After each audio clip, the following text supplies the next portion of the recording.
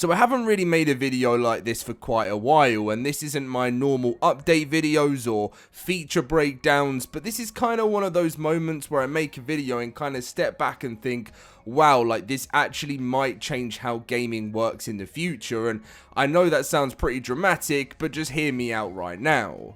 So something's happening with Hytale right now, and we don't really see it in modern gaming anymore.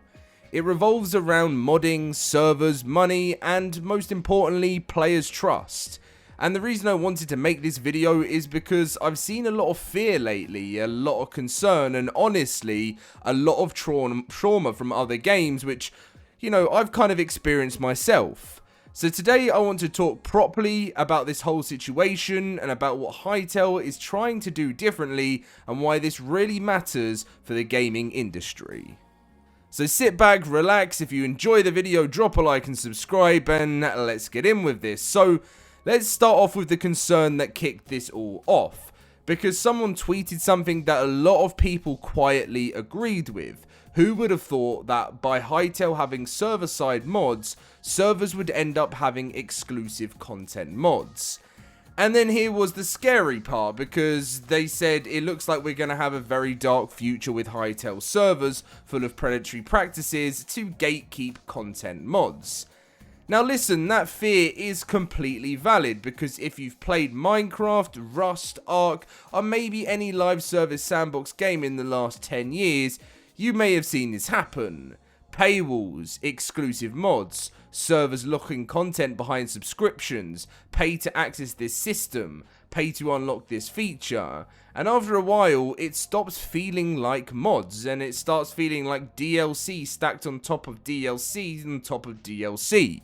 So yeah, when people see server-side mods in Hytale, you know, alarm bells are slowly starting to go off. So this is where things actually get interesting, because instead of just dodging the question that a lot of companies do, and instead of giving a vague PR answer, and instead of saying we'll monitor the situation, Simon of course responded directly, and this is why everyone is really enjoying being a part of the Hypixel community and Hytale community, because the devs are very outspoken and honest when it comes to situations. And I want to read this properly because this is the core of the video. So Simon said, don't worry about this. The future of Hytale modding is going to be much better, and I will make sure of it. That alone is a strong statement, but he continues to go on to say, I have a long-term solution, but I need a few months to complete it before I can discuss it publicly. That's important. He's not overpromising, he's not dumping half-baked ideas, he's saying this exists, it's coming, but I want to do this properly. You may have noticed this is how the Hypixel team works and kind of how they're trying to do everything moving forward. They've taken everything in from the community for many, many years, and especially the block genre, and wants to make it better. Then comes the part people kind of missed, because honestly, this is the whole bombshell in this situation. The in-game mod browser will include features that benefit modders and the players, and it will change the modding scene for the better. That sentence right there, that's pretty big, because an in-game mod browser isn't just a convenience feature. It's control, transparency, discoverability, and standards. It means mods aren't hidden behind discords and locked to single servers, mods aren't sold in shady ways, and crucially, it means players don't get screwed. And it kind of gives you a nice idea of what you're actually downloading and the safety behind it before you actually do so, because I do find to myself that, you know, when some mods, you know, can contain dodgy files, if you're doing it through a different way that isn't, you know, strictly through the game, which obviously isn't currently possible, you can use CurseForge, but it's going to be very nice to see when this mod browser does launch. I don't think it's launching straight away. I think we're going to be waiting a little bit of time, but Simon said that we need a little bit of balance between what's going to be a paid mod and what's going to be a free mod. And Simon really believes in, you know, players that, you know, modders that are starting out in the scene to always kind of go for something free to get your brand and your name out there. So money is a very interesting topic in the gaming industry. Of course, it's a great thing, and it's crazy how much money, is generated in the gaming industry these days. But sometimes this is where things usually fall apart as well, which can come down to greed. So someone replied saying, "I hate when people turn everything into paid content. Modding has become toxic." And again, it's harsh wording, but the sentiment is pretty real because players are tired of paying for a game, paying again for servers, paying again for mods, and paying again for updates. It feels endless. But Simon doesn't dodge this either. He says, "Remember, I take 0% from mods and servers. Zero, nothing, no cut." And that's almost unheard in modern gaming. And then this part obviously matters quite a lot because he says, "I want players to have access to tons of content for free, but I also want modders to be rewarded. This is the balance no one has properly figured out yet." Now, from what I talked about in this situation, I don't think there's anything wrong with a community, someone building a community, and obviously having paid servers, because that's where Simon made his fortunes from.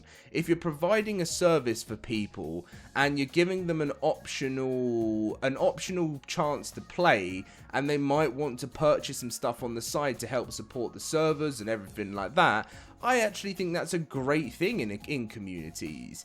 But I think what I've never really liked myself is servers that are behind paywalls. That's where you don't really know what you're getting yourself into until you've paid, and you might not actually like it once you've joined, and then normally there's no refunds or anything involved in these types of things.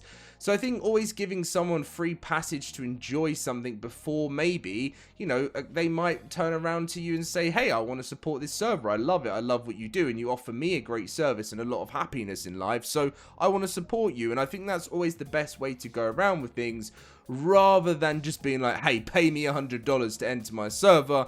That's just my personal opinion. So someone replied saying, "I don't call protecting what you created gatekeeping."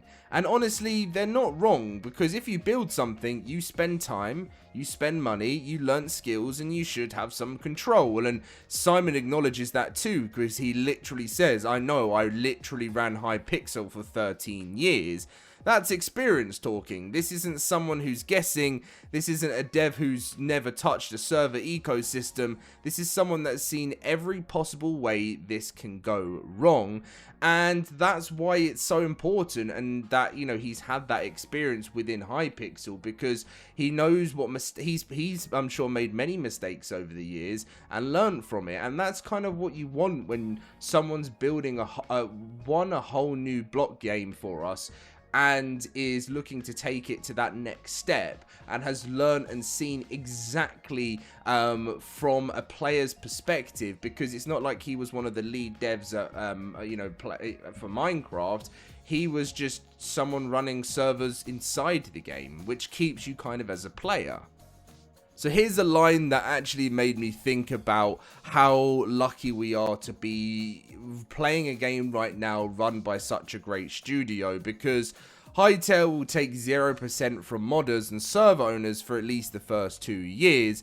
And normally most studios would take a platform cut, they'd lock exclusivity, they'd monetize the ecosystem, and Hytale is doing the opposite. Simon went on to say, "We will trust that they bring us players, and that is all." It's a very old school mindset, and then the final line was, "By the players for the players," and I know that phrase gets thrown around a lot, but in this context, with actions actually backing it, this actually means something.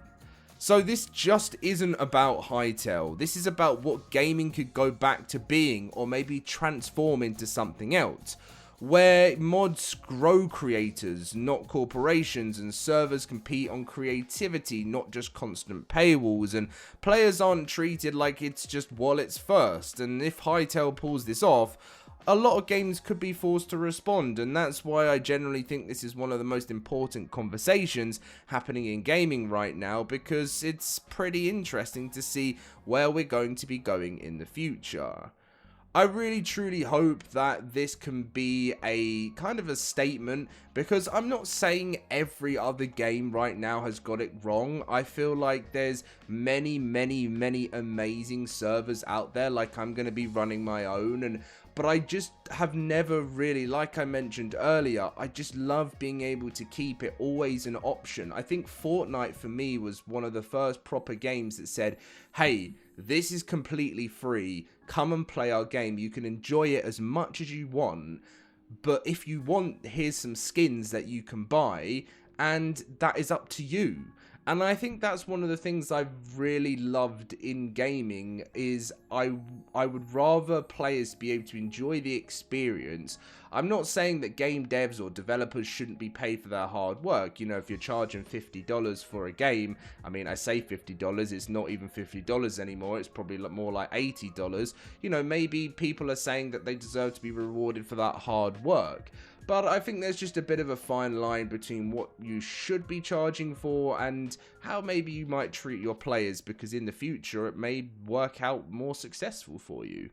But anyway, that's my kind of thoughts and feelings on this situation. I look forward to seeing the mod browser and all the upcoming content for Hytale, and let me know your thoughts in the comments.